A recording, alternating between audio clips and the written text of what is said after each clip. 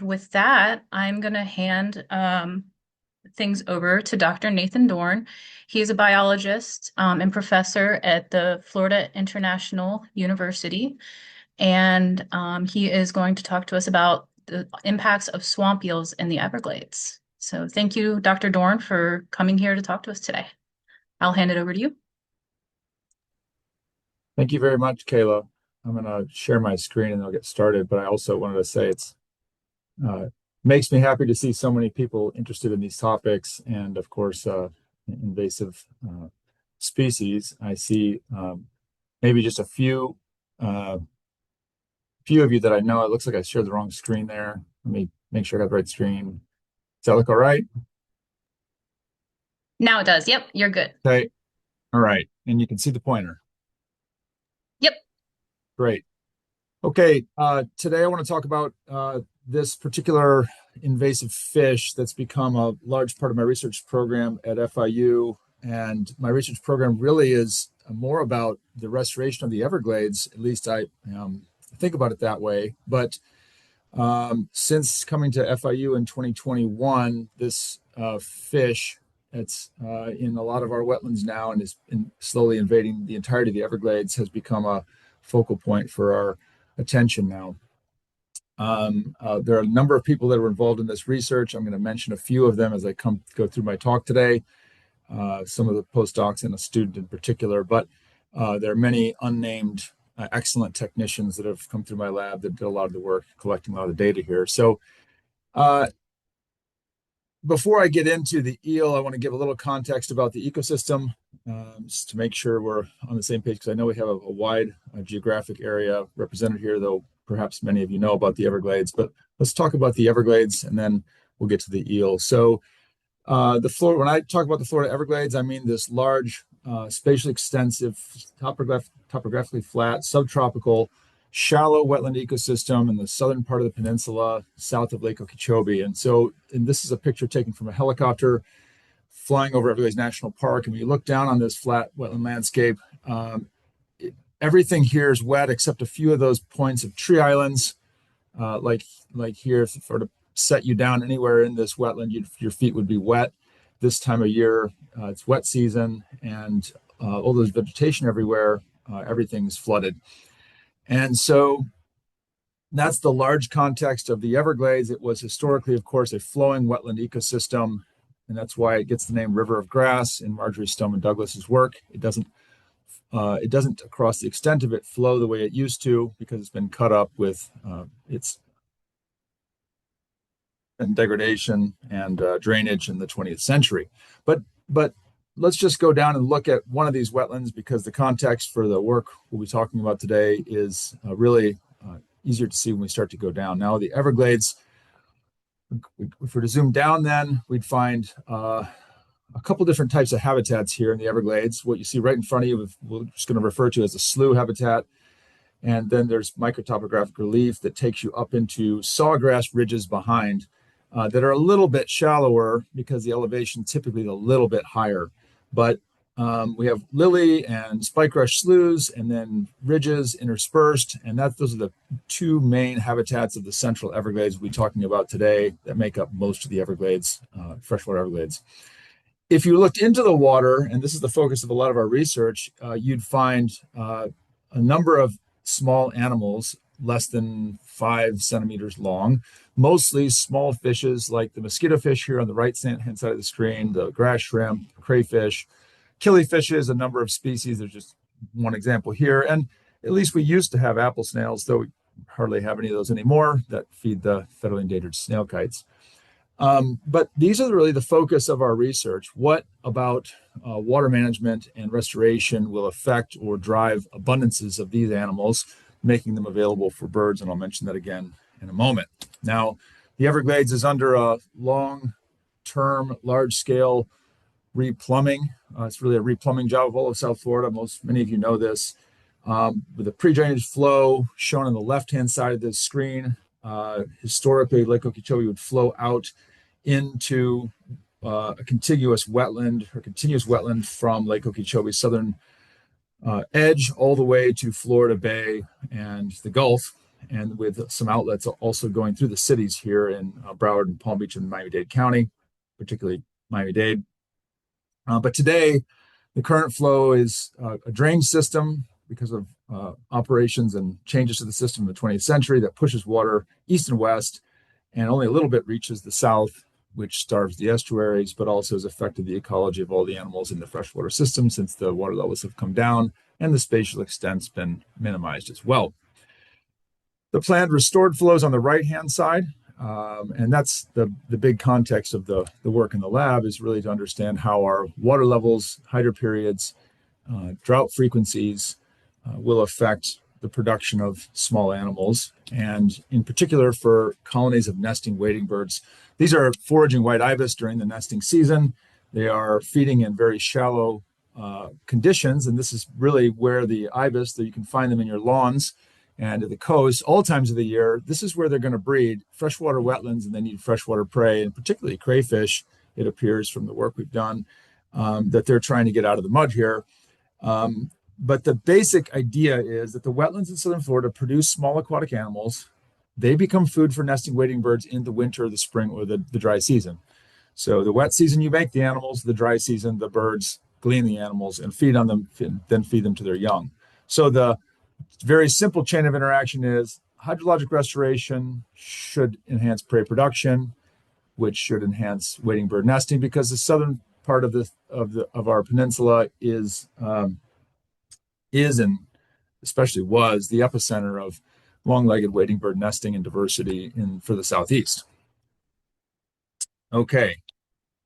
Now the outline of the talk then, now we have that context out of the way, is we're going to talk a little bit about swamp eel, Asian swamp eel biology and the history of the introduction, then population responses of small fishes and decapods, sort of a population scale response first. Then we'll look at predator-prey interactions, evidence that this is really predation, or sort of indirect evidence that this is really predation causing these effects. Then we'll sum everything up into the net effects for biodiversity and trophic functions of the Everglades, and then we'll look at some new stuff, just spreading eels. I call it spreading eels, spreading impacts, question mark. Okay, so swamp eel biology. We call this the Asian swamp eel, though it is a species complex. It's very difficult to figure out some of the genetics of this species because they're not entirely worked out. But it is a few things about the biology here. It's native to Southeast Asia.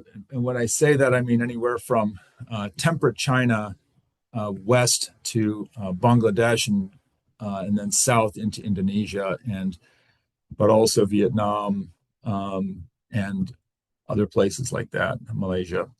So there are a number of eels that are similar morphologically and some that are a little different. I'll mention one at the end. But they all have a modified gill lung, meaning they can gulp air. They are all somewhat desiccation resistant. We don't know exactly how, but there's evidence that they are even here. They grow up to about 1 meter long. Most of them are less than 80 centimeters long. They are sequential hermaphrodites. They all start female, and at about 50 to 70 centimeters, some of them become males and nest garters. That biology has not been really well studied, at least in the invaded range, and I don't know of a lot of published work on that anywhere. But they are generalist predators. And these are the typical colors that you would see, at least in the Everglades, of the eels. Again, I said at the beginning, it's kind of a species complex. There are sometimes you see it Monopterus albus, and sometimes you see Monopterus javanensis, and those are sort of like the northern range of the eel and the southern range of the eel, but there's some evidence that we may have both in the Everglades. So some more like the albus genotypes and others like the javanensis genotypes, and so I'll mention that now in the next slide. So in 1997, they were first found in urban canals in southern Florida. So I have Miami listed there. And so a North Miami introduction at the top, the Diamond, and then the Homestead introduction here down by the Everglades, by the Southern Everglades, was sort of seems to be a separate introduction, almost certainly for food imported and then released live into canals. So everything with these little squiggly blue, that's all urban or agricultural land. And then to the west of the black line, going straight up and down here, is all wetlands. So Everglades National Park, and then the conservation area, where conservation area is here. Um, Now, they entered the wetlands from canals near Taylor Slough Everglades National Park here at the bottom, and we'll just put those arrows on here like that. So this canal opens, the C111 canal opens straight into wetlands here. This seems to be the first place they invaded the Everglades. We know that from some of our long-term monitoring in the system. And then from 2014 to 2015, they established throughout Taylor Slough, which is a major drainage in Everglades. Well, it's a small drainage, but it is an important drainage in Everglades National Park. So this area in gray.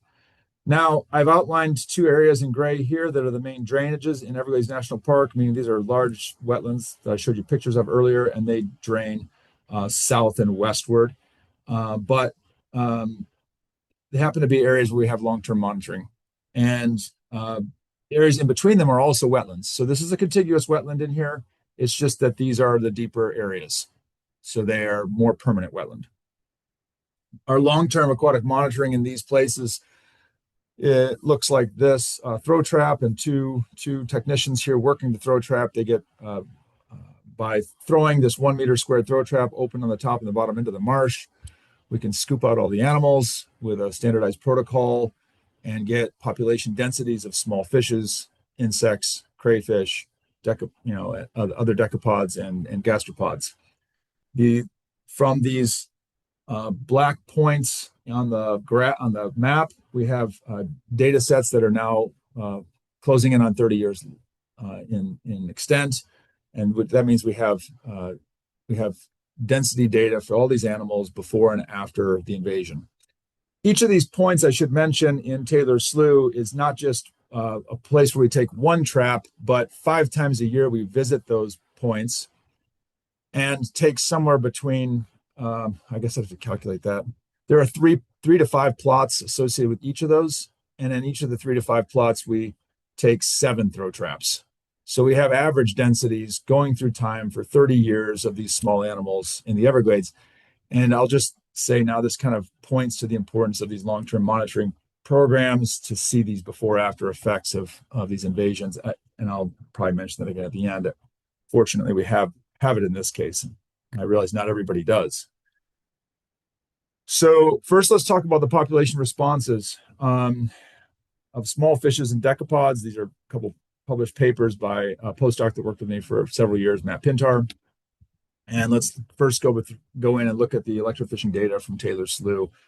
At the same sites in Taylor Slough, we also electrofish 4 times per year with transects from an airboat mounted electrofisher, which here's a personnel standing on it, capturing swamp eels out of a marsh. And we have a period of time in that data set where we have on the left-hand side, you see log catch per unit effort of, this is just the eels, going through time in Taylor Slough. And then in 2012-13, they invade Taylor Slough. By 15, they're present at all of our monitoring sites. And so we're going to we spend most of the time in these first couple papers on this after period where we have eels in the system, and use the before period to develop expectations about what the density of animals should be during the after period. So that's going to be sort of an important baseline versus after contrast here. So the Everglades is a subtropical system. The water levels rise and fall wet to dry season. And so this is if you were to stand anywhere in the wetland and or observe it multiple times per year, you'd see the water depths going up and down. And this is a hydrograph for one place in the Everglades over whatever this is, 7 years, I guess. And we know that the animal communities respond to variation in these water depths and whether or not the site dried. So this is right here in 2011, the site briefly dries for like a day. That's sort of an extreme discrete disturbance event for a lot of animals. It's also an opportunity for other animals. So some animals may respond a little positively following this drought and others negatively. And then the exact depths also affect animal densities. So in order to understand animal densities relative to the eel, we first have to zero out as best we can the effects of hydrologic variation year to year, because perhaps the years with the eel are wetter years or drier years. So what's our expectation is the first question. How many of these animals should we expect? So we actually did that for the, I'm going to show you the results in just a minute in a summarized form. We did this for the, I think it's the nine most abundant species. Maybe it's a 9 most abundant species in Taylor Slough, 3 decapods and 6 fish. And we use that before period to create a model of expectations, and then we project it to the after period to determine how much we've lost. And we have 3 basic types of responses in the populations to the eel presence. So the dark gray on the right-hand side is the period with the eel present. This happens to be the response of the Everglades crayfish. We call this a severe decline. Some people would call these collapse or near collapse of the populations. The red line is our prediction of how many actual crayfish we should have per meter squared in the after period from a model built with the baseline period. So when there were no eels, how many crayfish should you have just responding to water depths? So we built the model, project using the water levels in the after period, and ask how many we should get. Well, we should get the red line, but we actually find the black line. All the points here are actually our average density estimates for the system. The little numbers at the top are the number of crayfish we caught in the after period up until about 2022 or 2023. There are just 12 crayfish caught during this period. This is the number caught in the before period. It's a little bit longer period, but not a lot longer. And we caught, 8,500 crayfish. So we have 4 species with severe declines. We have 2 species with significant reductions, but not 90% collapse, 90% reductions, but about 50% reductions. And this is an example of one of them. This is where one of the very abundant fishes, the eastern mosquito fish, was about 50% reduced in Taylor Slough. And then we have 3 species that don't seem to be responding at all or seem pretty well unaffected by the eel.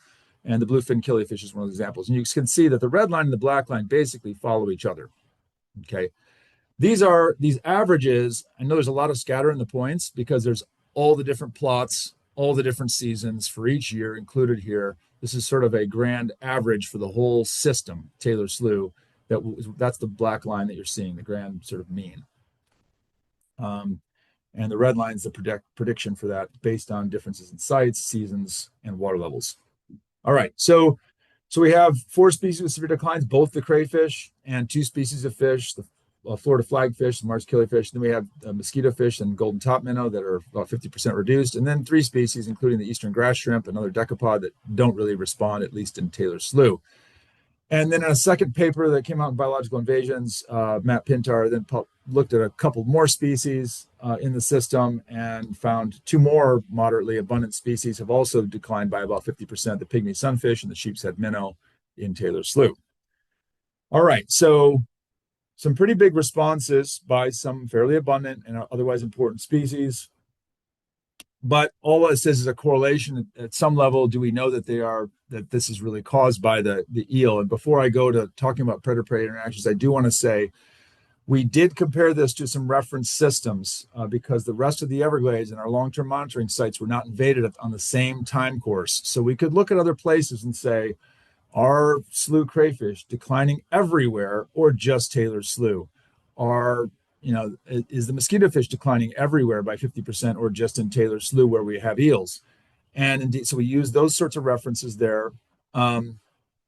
We also try to include in other covariates like other predators in the system that may have been going up during the same period of time or may have been affected. And those don't enter our models when we do this with model selections. But let's ask whether we have evidence that this is a predator-prey interaction just for a moment here. And we're going to look at now a diet study. And this is a diet study that we're working on getting published now. A master's student of mine, Alyssa Herrera, did this work and just finished this last year. She now works for the South Florida Water Management District. Alyssa opened up the guts of over 800 eels that came out of marshes now, not out of canals, but out of marshes in the Everglades that we've been collecting over the years. And what you see plotted here on the graph, I think is about 800, about maybe 15% of those didn't have anything in the guts, but we see prey importance values, which are a combination of the frequency of occurrence, what fraction of a population has the prey in its gut, and then multiplying that times the fraction of the biomass that the prey made up in the gut. And so these are two systems in the southern Everglades where the eels been for about an average of 8 years, at least relative to all these eels that were sampled. So these are well-established populations where the eels been about 8 years, and you can see the prey importance values in a stacked bar plot. They equal 100 the way this is calculated. And so dragonflies, or the larval stage of dragonflies, make up a lot of the importance. You can see that brown bar on the bottom is a big part of the eel diet. Notice the crayfish are like a teeny little part, the red, and fish are a modest part, and then a whole bunch of other things. Particularly some of the small eels eat a lot of amphipods, very small macroinvertebrates. And so on the basis of this, an established population, it'd be a little bit difficult to say how important crayfish are to the guts. But if we look at populations where they've invaded more recently, 2 to 4 years since eels invaded the wetland, we see a very different picture. You can see the crayfish are pretty heavily used in these wetlands where they're just newly invading. The water conservation areas to the north, where have been present for about 2 years, if you pull eels out of those, you find lots of crayfish in the guts. Very important to the diets of the eels. Shark River Slough, the larger drainage in Everglades National Park to the west, also very important there. And so there is good reason to think that they will eat, and we're actually arguing in the paper that you can see there's evidence that they're selectively foraging, perhaps even optimally foraging on crayfish when they're available. Okay. So now let's go. So I'm going to stop there for a moment and then now talk about a little bit of work we've done. And again, this paper is not yet published, but this one is not yet either. A little bit of work on predation and crayfish behavior in the lab. This is not a staged photo. This is my postdoc, Brandon Gwell. I said, I really want to take these animals in the lab so we can understand what they're doing, particularly with the crayfish, but we didn't work with small fish yet. We decided to work with the crayfish first. And so he put some animals together and just started taking some pictures of what they were doing. And then we did some observations at night of predation to see how the animal sort of works the environment. And then we did some actual studies of behavioral responses to them, and that's the more quantitative part. But you think that'd be a staged photo, but it's not. The crayfish will crawl right on the head of the animal under daylight, at least. And when we look at these animals at night, this is going to be we in this tank, Brandon placed an eel with several little crayfish. And I'm going to play it in just a moment here. And this is under a red light. It's a little difficult to see. I apologize for that. But a crayfish will come out from underneath basically the neck of this eel, and you'll be able to see it grab that prey item. It's going to take just a second here. Notice the eel is not orienting right now towards any crayfish or anything obvious in particular, but the crayfish is going to come crawling out from underneath it right here.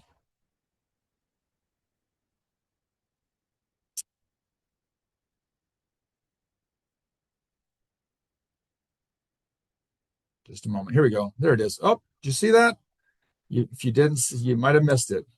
If you didn't catch it, hold on. If I can back that up. Let's just go back up, down. Play that again. Play that one more time, in case you missed how fast that happened. So this is one of the things we noticed looking at them at night. The animal appears to be an ambush type predator, though it's basically slowly slithering through the environment. It does not obviously orient toward the prey until it's very close. It also, if it misses the prey, it doesn't chase. So it appears to be encountering by there it was, boom, slowly moving through the environment. And our question really was whether or not the prey recognized this predator as a predator. And so the next thing Brandon did was we set up arenas like this in the lab and placed basically a perforated but open divider here in the tank, and either placed a native predator like a warmouth sunfish, which is a benthic-oriented sunfish, or an eel on one side. And then we observed crayfish behavior on the other side with cameras. And we did three things. We really observed because we didn't know what they might do, though there are lots of things crayfish do when facing predators in natural systems. We looked for immediate activity changes in the crayfish when the predator was added. We also had some controls that are just water, by the way, water added to the tank. We looked for spatial avoidance, overnight with time lapse, and then so moving to further zones away from the predator, or do they spend their time far from this predator or near it, or does it? So we can measure like avoidance, and then we measured willingness to feed in the morning after they've been exposed overnight to this predator. So obviously, they could see the potential threat on the other side because it's clear. They could potentially smell anything, and we're aerating one side, so water's moving through the tank. And I'm just going to sum up some of the results here really quick and just say this is behavior, mean time active of crayfish before the predator was added and then after it was added. Here's the native predator. They freeze immediately when they have a native predator placed in the other side of the tank and basically stop moving. But when you have water added, they don't change. And when you add an eel, it goes down a tiny bit, but it's not significant how much they're going down. So there's a significant difference in the amount of time active. So they stop moving with a warmouth because they don't want to be seen, because a warmouth is a visual predator and it's attacking movement. But they don't seem to, it's not the way they're responding to the eel. And I'll just summarize the others by saying we don't see any spatial avoidance overnight, though they do spatially avoid the native predator. And we don't see any strong change in willingness to feed in the morning, though they do show an unwillingness to feed with a native predator, suggesting that they really don't recognize this predator yet. And there's two different populations we looked at of the crayfish from different parts of the Everglades for this work. So just to summarize a little bit that we have on predator-prey interactions, crayfish, dragonflies, and fish are really important prey of these large eels, particularly the large eels. Crayfish are consumed heavily in wetlands with crayfish, so the years following immediately following the eel establishment. But if you were to look at a wetland or a canal that doesn't have a lot of crayfish in it, you wouldn't find them in the guts. You wouldn't also then know if it's an important predator-prey interaction. And it looks like it really is. So there's non-random or selective consumption of crayfish and large insects, and we know that because we have the abundances from the throw traps to compare proportions in the gut to proportions in the field. We can see that relative over exploitation of those types of prey. Swamp eels forage mostly in the dark. We learned that by looking at them in the lab, and the crayfish in the lab seem to be fairly unresponsive to the eels. Okay, so I told you about the population. I'm going to change gears now and go back to the field. And I told you about the population responses already, about those 9 abundant fish and decapods in the system. And Matt Pintar now also went back, and I think this is the one that Kayla maybe found online and said, hey, could you come and give us a talk about this? So I'm just going to summarize up some of these effects because we summarized this up a different way now and asked about effects for biodiversity and trophic functions in the Everglades, at least this part of the Everglades, this first part where the invasion's been the longest. So I'm going to look at richness and total fish and decapod biomass. What's the effect of having an eel in the system? And I'm going back to that same electrofishing diagram just to say, in this case, we're not building models of expectations, but we're just going to compare 3 periods. And although we looked at this many different ways before publishing it, but there were, in our time series of the animal biomasses in Taylor's Slough, we have a wet period where there were very few droughts in the system and lots of with no eels at the beginning, about 1996 to 2000, 2001. And then we have a wet, the period with eels has been relatively wet and deep again here from 15 to 21. Then we also have this dry period where the sloughs in Taylor's Slough dried about every other year. So we have dry and shallow conditions with no eels. Now, dry and shallow conditions have historically been treated like the big problem in the Everglades. Dry, shallow conditions are why we're restoring the Everglades because the system's not as productive as it used to be. So the basic conceptual model of the Everglades is get the water right, get more water in there, more flow, longer hydro periods. So we thought this 6-year period, these 3 6-year periods would be interesting to compare the biomass of the animals being produced in the Everglades wetlands with respect to the eels, but also with respect to the drying conditions. So first, I just want to look at fish and decapod richness. This is all fishes and decapods. It's just basically the 3 decapods we've talked about, but there's a handful of other species found in our throw trap sampling. and it's actually going to be plotted relative to season. So, whoops. So here's the richness on the left-hand side. This would be the typical richness that you'd find in our July sample or October sampling, December, February, or April, in the wet period pre-swamp eel. And then the red is the period, it's a wet period of time also with swamp eels. So it's 8 to 9 species or 5 to 6 species now. So we've lost, that's just number of species found per trip. And we've adjusted that for the total number of animals you find and all kinds of other ways you can adjust this. It doesn't really change it. Notice the dry period drops the richness as well. This dry period without the swamp eels. So swamp eels and drying both drop richness. Swamp eels maybe a little more. And then this is the evenness on the right-hand side, how proportionately abundant all the species are in the system, but their evenness drops as well. So there's stronger dominance by just a few species now that we have eels and less equitable contributions.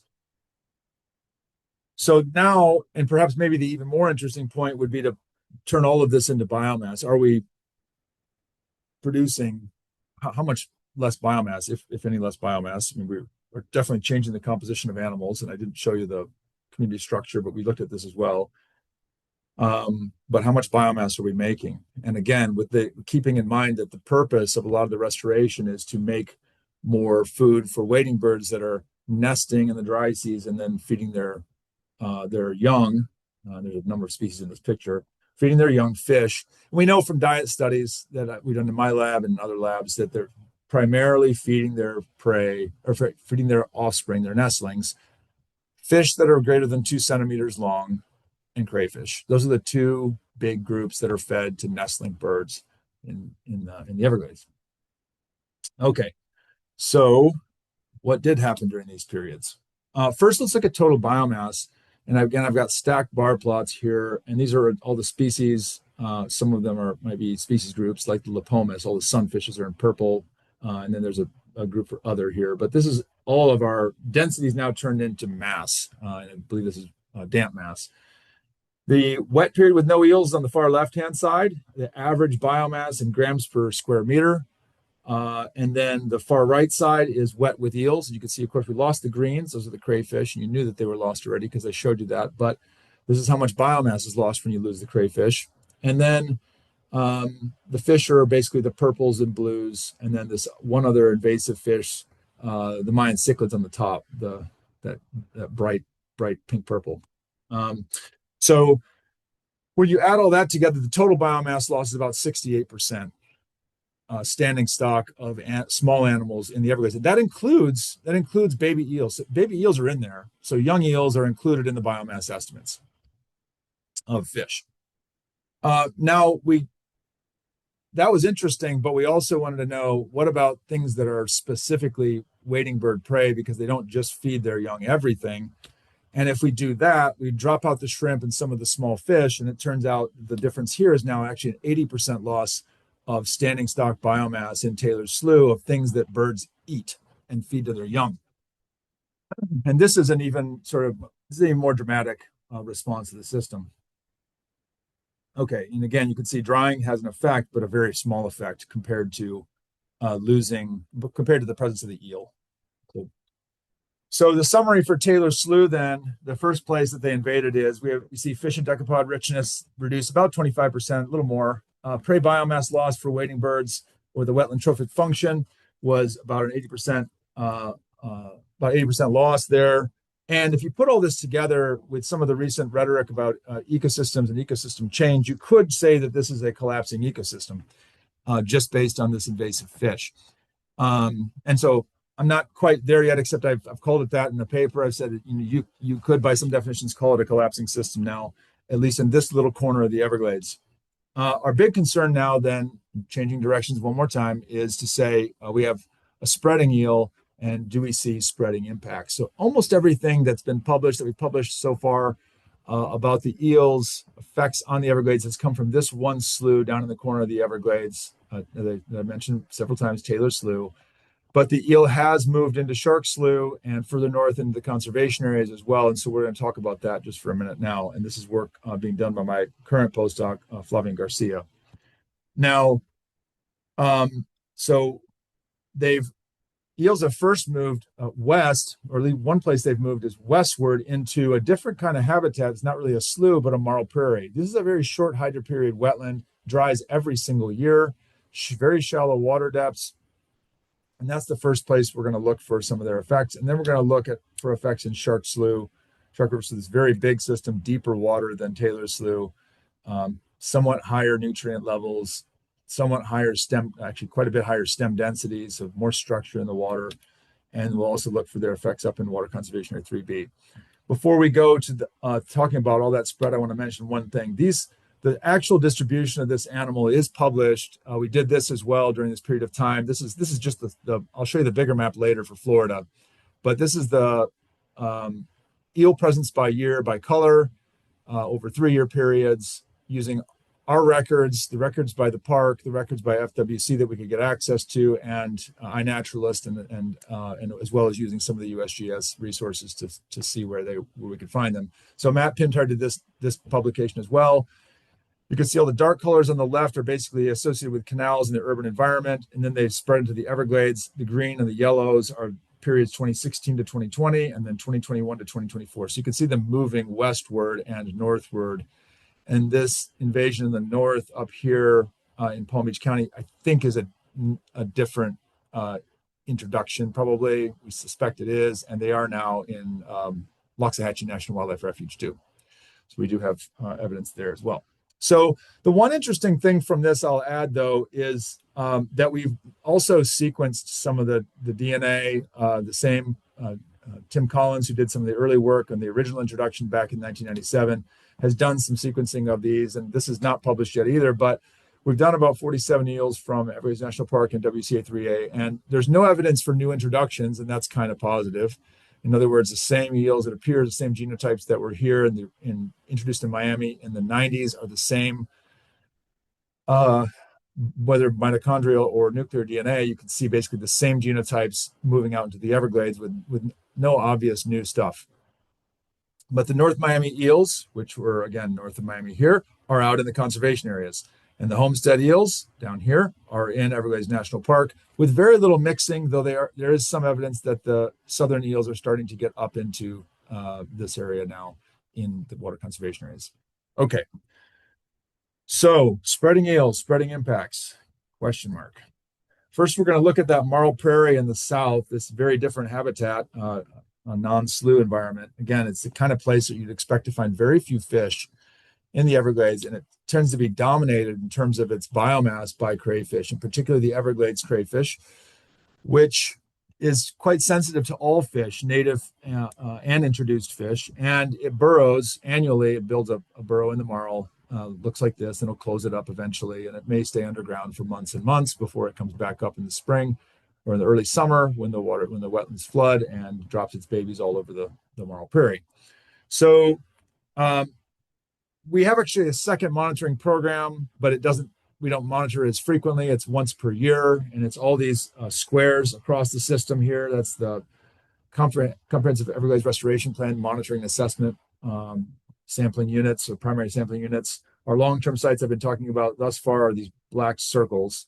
But once per year, we go to all these other places too. And so that gives us the opportunity to look at Everglades crayfish abundances here in these marl prairies over time relative to the eel. Now, if we just look at, there are very few fish in this wetland environment because it's so dry. If you dry a wetland, fish die. It's a big flat wetland.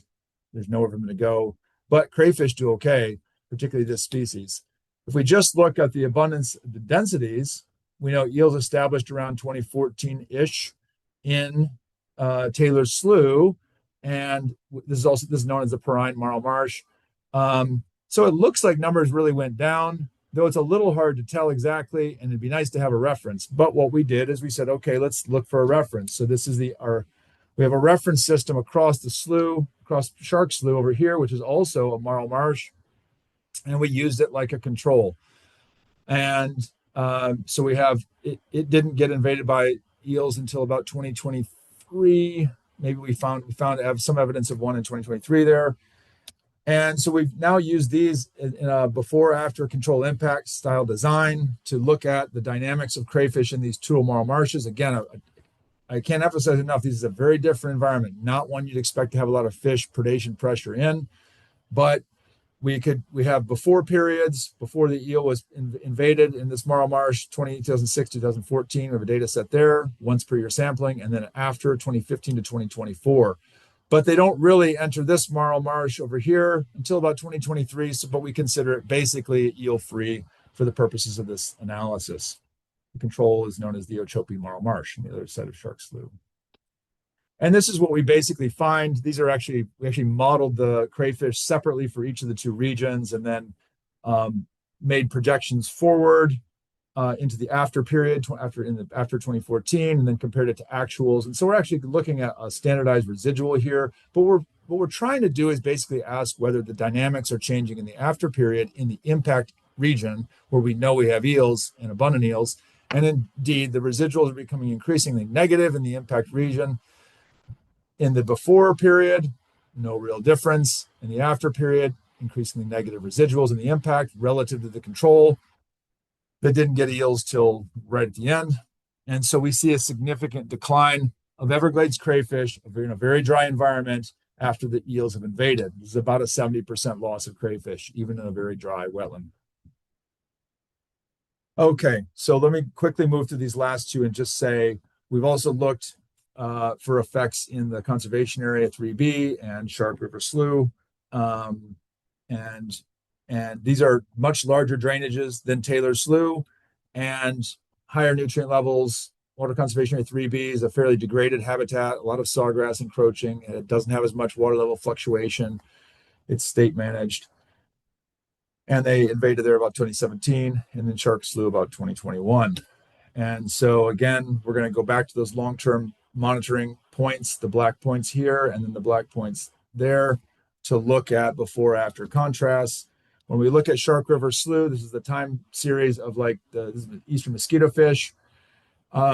We had to excise a little part of our data because we have a boom and bust of an African jewelfish in that period. We know they affected things too. That's also in the bioinvasions paper that Matt Pintar published. So we took that out when we built our expectations. We used all the rest of the data to build an expectation.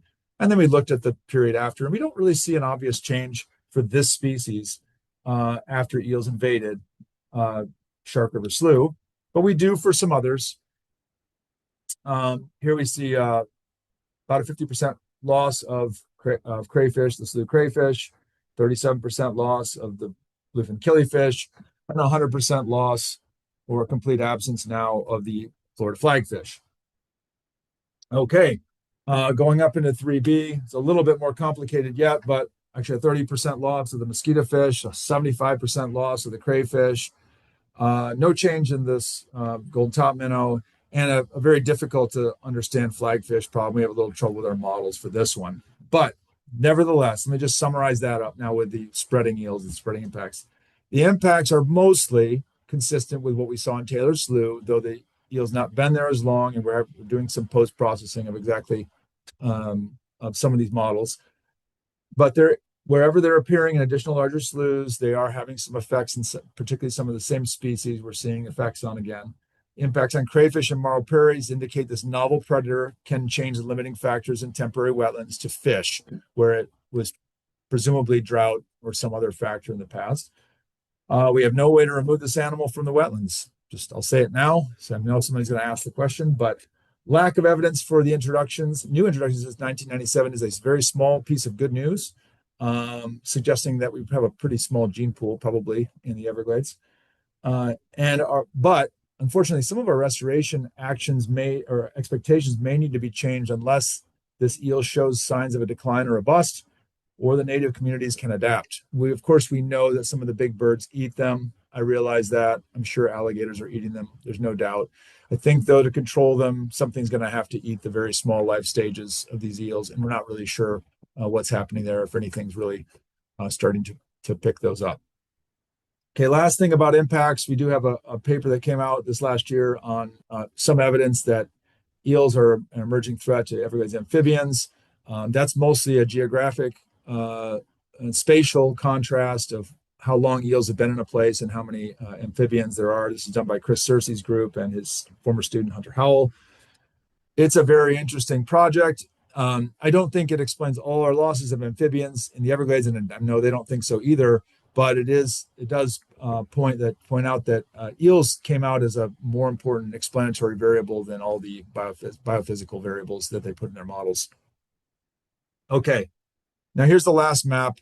There's a bigger map of the presence of the eels in Florida, and I finish here because I just want to say that we know the most about the eel perhaps from southern Florida because we have our monitoring programs, and because it's becoming perhaps more and more important for our restoration expectations. But we also know the eel's been present in the Tampa Bay area for quite a while, is now up on Lake Wales Ridge in central Florida. There seems to be another introduction up by Orlando. This is probably a separate introduction by West Palm. They're in the Peace River, the Caloosahatchee River.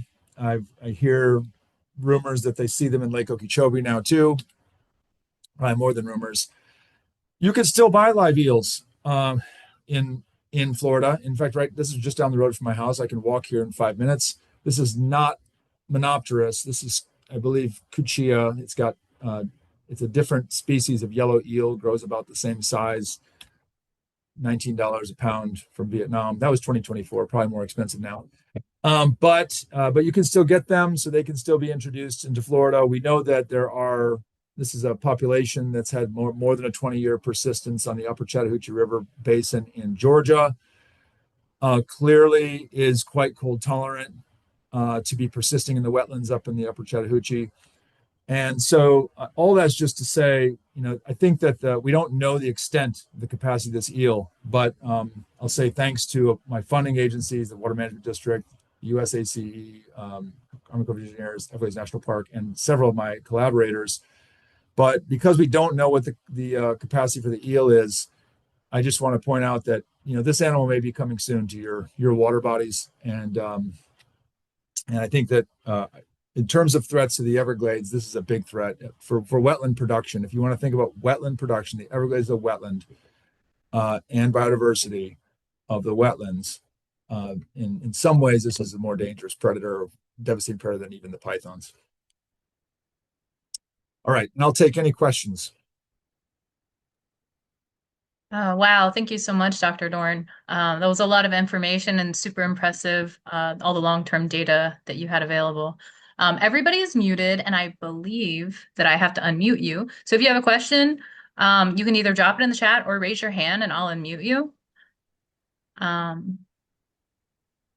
Okay, we have Rob Robbins, and I'm gonna unmute him. Hi there, Nate. Excellent presentation. A lot of good information, a lot of new information. Thank you for that. I wonder, you finished there with talk about, the continued dispersal and possibly introduction of these eels. And you may be aware that your USGS and FWC colleagues have a paper coming out about all those eels in Orlando, including the establishment of Cuchia. Do you think we are at the point where we as scientists might also need to be public policy advocates and make a petition for these species, the whole family, as injurious wildlife? You're probably aware that for snakeheads, it was done rather quickly. Absolutely, Rob. Nice to meet you. Thank you for the nice comments. I think absolutely so. I mean, we had a Swamp Eel Summit down here that was put on by U.S. Army Corps of Engineers and in the Seminole Tribe of Florida 2 years ago, and I was pushing for that then. I guess it's quite a process to get them on the list, but I absolutely think they should be considered a nuisance species. I don't see any reason, especially with a species we know has the potential to live throughout the southeastern United States, that this species should not be considered such. I mean, I think its biggest effect will be on small benthic animals. And don't we have a lot of small endemic benthic animals in the southeastern U.S.? I mean, I think it absolutely should be on the list. But yes, I advocated for it there. I'm not going to say everybody was, 100% equal on their concern, but I will say that I think as a group that there was general agreement that we needed to push forward with that. Thanks. Great question, Rob. And if anybody here is in policy and would like to follow up with that, drop your hand or drop something in the comments. And Brandon Evans wanted to know, you mentioned there's no way to control these eels. Is it just a wait and hope it doesn't get worse kind of issue? Um, so in terms of the way I see the Everglades right now, I would say that's probably the case, except I do think there's some questions remaining. There are many questions remaining about its capacity to live and persist at high densities in shorter hydroperiod wetlands, and what importance deep water is for the eels. It I don't know. So we have a lot of connections to deep water in our shallow wetlands, and I think it's clear that the canals have been conduits for these things to move around. How important they are as sources of more eels to the Everglades or to the wetlands, I don't know. And those are some sort of outstanding questions about that. Could you actually do effective removals from wetlands adjacent to, or excuse me, canals adjacent to shallow wetlands, and therefore have some effect on what's in the wetlands? That may be possible. Um, but until we develop some sort of technology to remove them rapidly without having effects on, lots of other wildlife, I don't know what that would be. What I do have some hope that the system does adapt to a degree uh, to control some of the recruitment of this animal, but it won't be through the big birds that are eating them. That won't be it. Even though those are the charismatic things you see eating, I don't believe that ever is controlling this kind of an animal.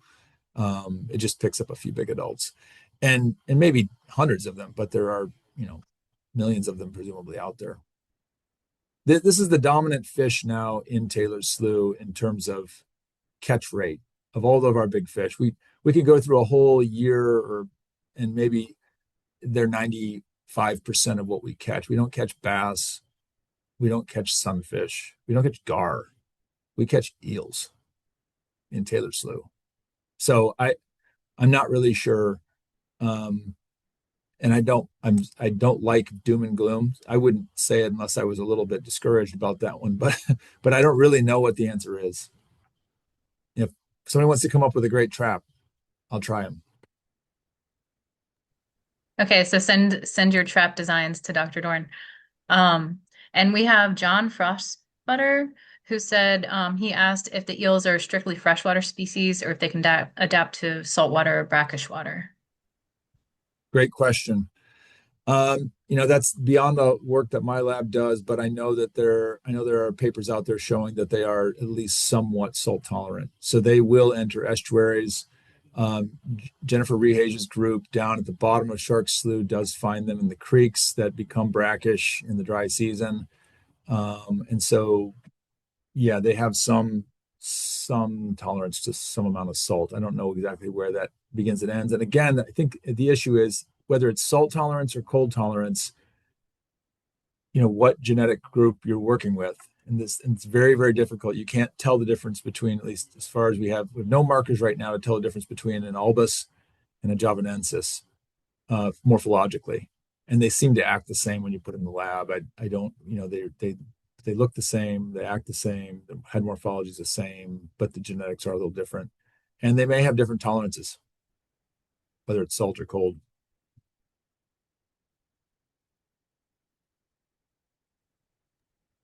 We have another management question from Leo Da Silva.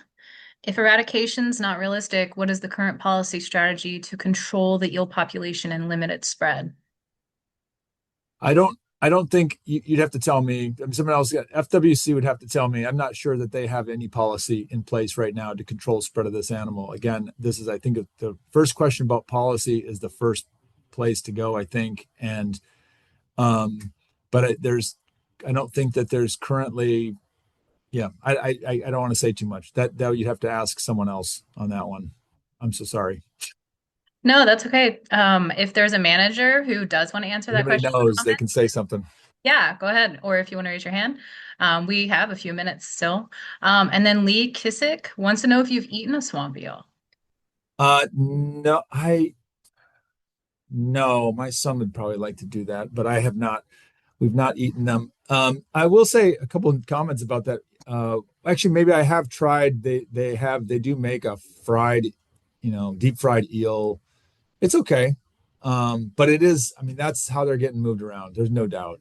But if you have Asian food markets and there's enough, demand, uh, you may find them along with, non-native frogs and things like that. So, um, I have not eaten them. They are, when we did the diet analysis, I was surprised. If you know fish or you do any fishing or cleaning fish, it's a little surprising. This is the bloodiest fish I have ever seen in my life. I mean, blood was everywhere in this animal, and it may have to do with their physiological ability to withstand low oxygen or something like this. But there's blood everywhere when you cut them open. It's amazing. So, All right, so we'll all have to try some. Actually, I have before, and it was weird that it wasn't gross. mhm. But Leo De Silva wants to know if you think that a policy like snake eradication, I'm assuming that they're talking about the pythons, might be effective. Maybe pay people to remove eels, kill eels. I mean, again, I think that the challenge there is that um, they aren't going to be nearly as spatially limited to any one place in Florida. Getting them out of the Everglades is getting them out of every hectare of wetland in the Everglades that they've invaded. And when I say, 365,000 hectares, I mean, the snakes in the Everglades you locate on the little bits of high ground that we have. And the eels are everywhere in the wetlands. I think um, I'm not going to say that you couldn't have any effect, but you'd have to come up with a trap. You got to come up with a way to safely remove them and not just start removing every snake, amphibia, siren, native things that you don't want to remove. But I maybe I'm not going to say no. Um, Danielle, I'm sorry, I hope that's how you say your name. Danielle Ganas has a question, so I'm going to unmute you so that you can speak. Oh, Oh, you're muted. Hi, Dr. Dorn. hi Danielle. Um, I was wondering, since I'm sure you're catching the little babies in the throw traps, have you done any modeling with the babies? Are you noticing any patterns with recruitment or anything affecting, their populations? That's asked. You're asking that question like you were my student or something, Danielle.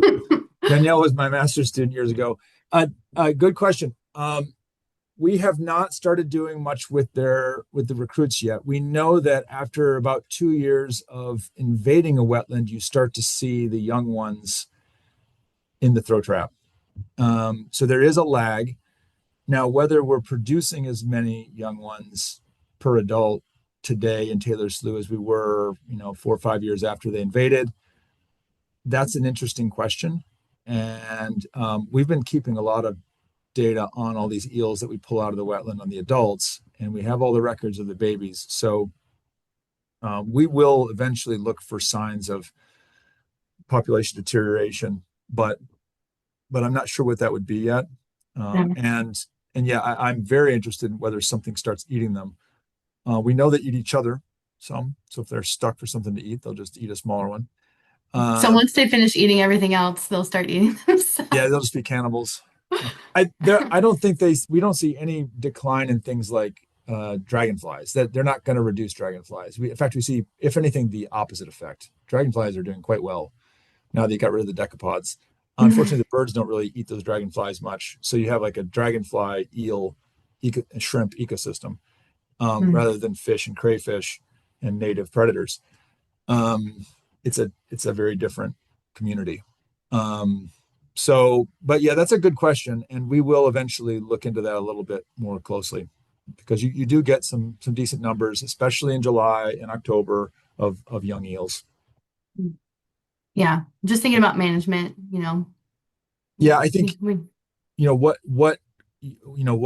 what affects the abundance of those small eels is something mhm. that we'll be able to look at probably eventually. I think we may need a little more data to look at that closely because we do have abundance of the adults, you got abundance of the babies. You could think about this in terms of fisheries types analysis, and we have hydrology. So we could ask questions like that. Is there anything that causes that eel recruitment to go up and down in the system? And that's hope presumably one more advantage of having the monitoring system. And yeah, so if you want to come back and do your PhD, Danielle, you can go. Sounds good. And then you can come tell us your results. That's right. Well, we are out of time, but Rob Robbins does have a question. Do you have time, Dr. Dorn? Just answer one more I'll question. answer. Sure, Okay. sure. Hey, because your lab has all the tools, and I'm sure you're tracking all of this ecosystem energy flow type stuff, everything also seems to be eating eels, right? More and more we see on iNaturalist, a lot of the avifauna is Yeah, eating eels. What's yeah, your feeling about ways to study that and to just track how the energy is now shifting because of these eels? I do agree with you. This is an yeah, incredibly destructive yeah. invasion. That's the word. So with every invasion, there are going to be winners and losers, and there are going to be things that win because we've changed the system to be an eel system. I mean, or we haven't, but the eels invasion is causing us, right? So there are going to be a lot of predatory birds that are going to just stop eating crayfish and they're going to pick up an eel instead. We see them in owls and we see them in herons and egrets. And the question is whether you can sustain, you know, raising your offspring on very large eels when your offspring is like 20 grams or whatever, and the eel you're trying to feed to it is 3 times its size. Because that time of year you get big eels, dry season, you tend to have really big eels. Um, so, but I do think there will be some winners here. I will say during the cold snap in February, we went down into Everglades National Park. I took a technician. We went down looking to see exactly how cold the marsh got. It was about 9 degrees in the wetland, about 30 centimeters deep. The eels were coming out onto the surface to escape the cold, and there were vultures all over them. They vultures were fighting over the eels. But yeah, I mean, even the herons and the egrets, the big herons, big egrets should benefit, I think, from this resource. They don't seem to avoid shallow water. They probably prefer the shallow water. I think getting a breath is an advantage. Whether their abundances will be as high in the deeper sloughs as in Taylor Slough and the Marl Prairies, or Taylor Slough in particular, a shallow slough environment, I'm not so sure. I'm not sure they'll do quite as well in lakes. I think these are open questions that need to be considered and thought about because I think they really do like that water depth somewhere between 15 and 50 centimeters. But those are great places for a lot of birds to feed, and since they will come on land, there are going to be a lot of predators that do quite well. Um, you know, take advantage of them. Yeah, in terms of studying them, I actually it's about time we go back into some of the large wading bird colonies and start to look at colonies that are going to develop the next few years and start to see if we're finding the otoliths of these animals in the guts of the young or some of the particularly bigger birds like a stork or a heron, a big heron or an egret. I think you may start to see some of these things picked up and put in their young fed to them.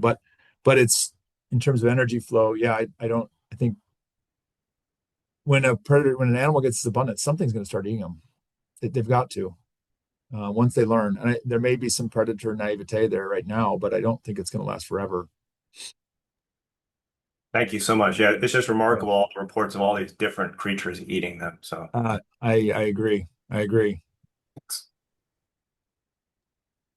Thank you so much, Dr. Dorn. I think we could all talk about your research for a really long time.